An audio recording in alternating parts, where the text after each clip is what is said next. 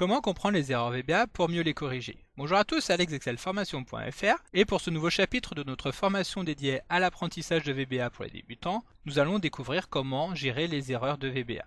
Donc ce chapitre va être composé de 3 vidéos et dans cette vidéo en particulier, nous allons voir en quoi consiste une erreur dans VBA, comment les repérer rapidement et comment pouvoir les corriger. Alors vous trouverez très régulièrement de nouvelles vidéos sur la chaîne, alors pensez à vous abonner et surtout à activer la clochette de notification afin d'être sûr de ne manquer aucune astuce et de devenir rapidement un pro d'Excel.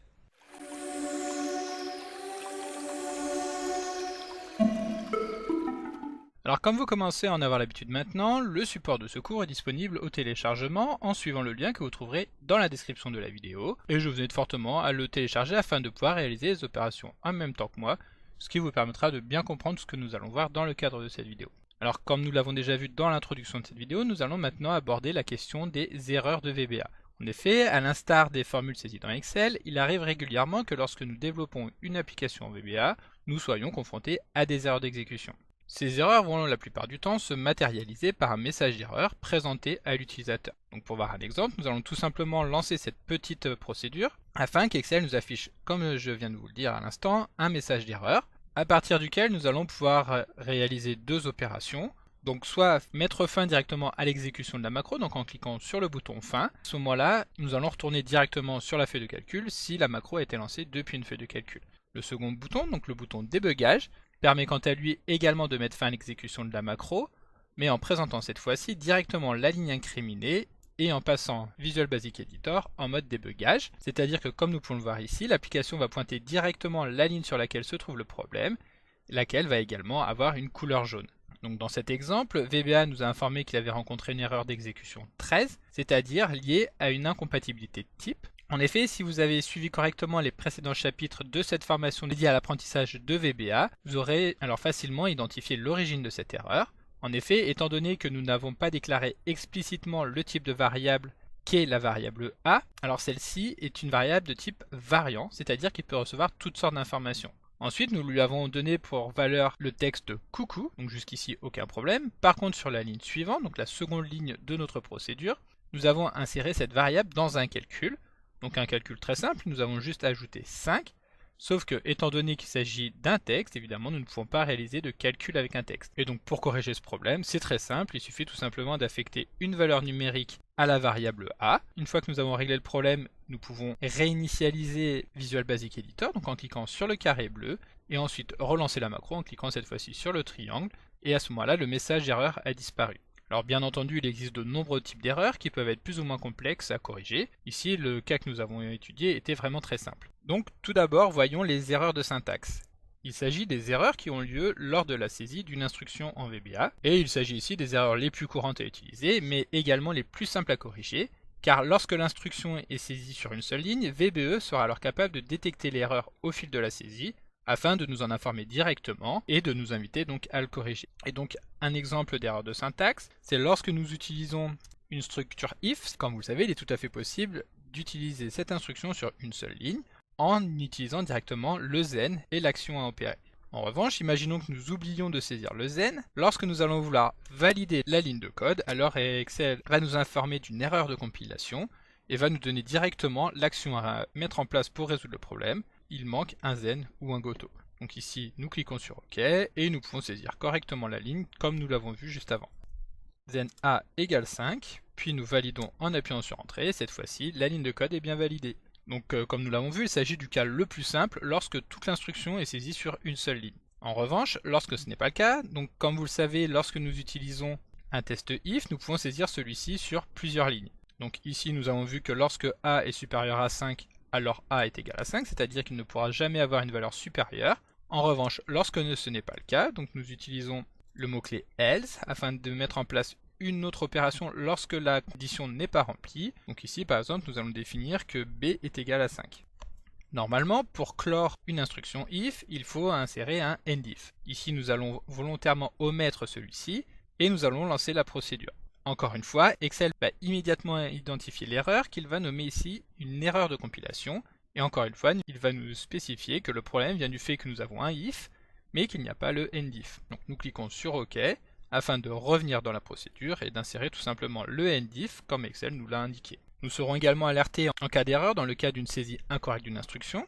Donc imaginons maintenant que nous souhaitions afficher directement la valeur de A. Comme vous le savez, pour cela nous utilisons l'instruction msgbox, sauf qu'ici nous allons oublier de saisir le G, donc msbox de A. Puis nous validons. Là, Excel n'a pas identifié le problème, mais lorsque nous allons lancer la procédure, immédiatement celui-ci va nous prévenir que la fonction que nous avons appelée est inconnue.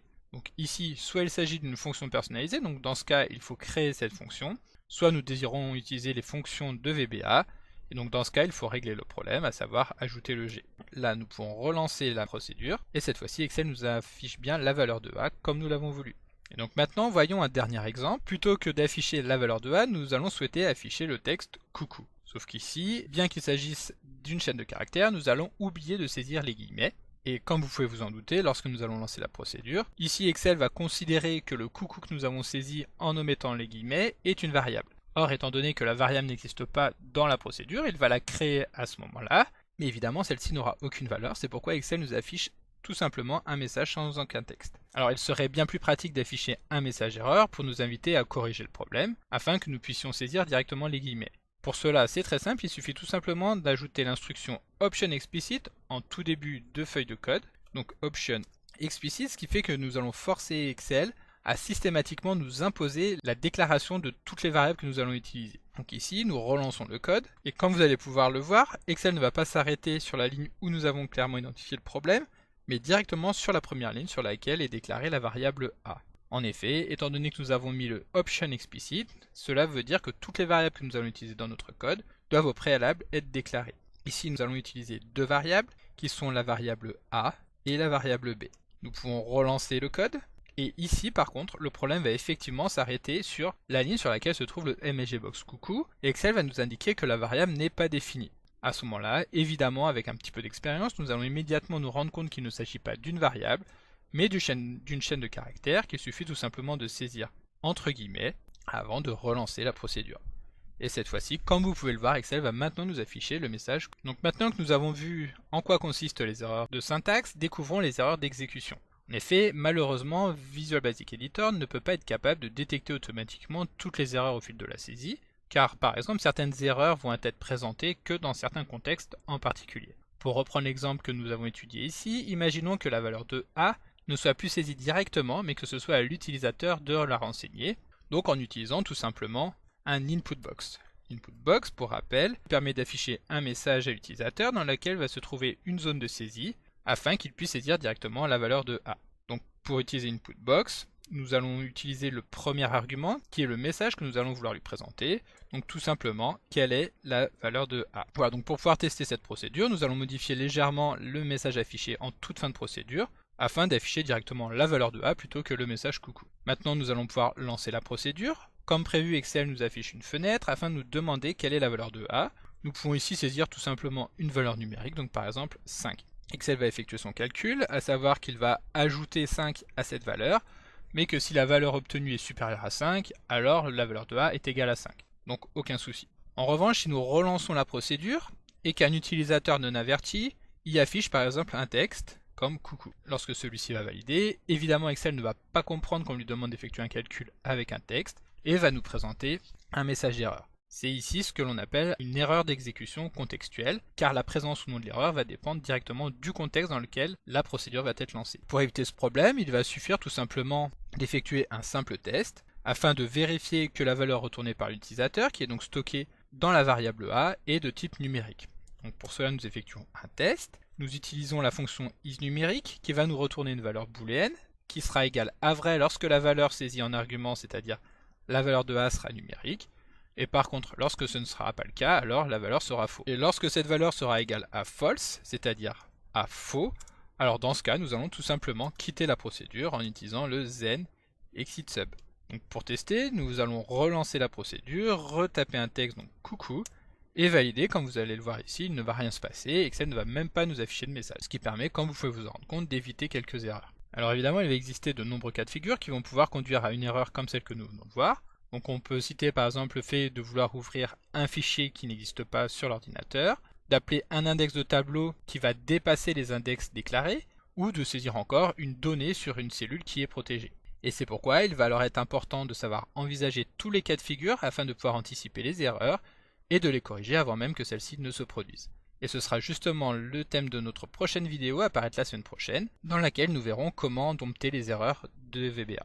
Donc comme d'habitude, vous pouvez télécharger le support de secours en suivant le lien que vous trouverez dans la description de la vidéo. Si la vidéo vous a plu, n'oubliez pas de la liker et de la partager à vos collègues et amis sur l'ensemble de vos réseaux sociaux. Et vous pouvez également me laisser vos impressions dans l'espace des commentaires, je lirai chacun d'entre eux et y répondrai avec plaisir. Évidemment, si ce n'est pas encore fait, abonnez-vous à la chaîne pour ne manquer aucune astuce. C'est également très important pour m'aider à gagner en visibilité afin de pouvoir développer la chaîne et continuer de vous proposer des tas de nouvelles vidéos. Merci d'avoir suivi cette vidéo et à très bientôt pour un prochain tuto.